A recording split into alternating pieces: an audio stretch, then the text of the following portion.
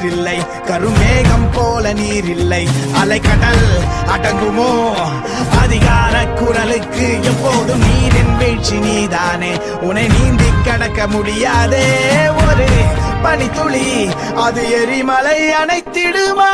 வேட்டுக்குடியின் கூப்பாடு இனி நாட்டுக்குள்ள கேட்காது, இன முகவரி அது இனி விழித்திறந்திடுமே. வேட்டுக்குடியின் கூப்பாடு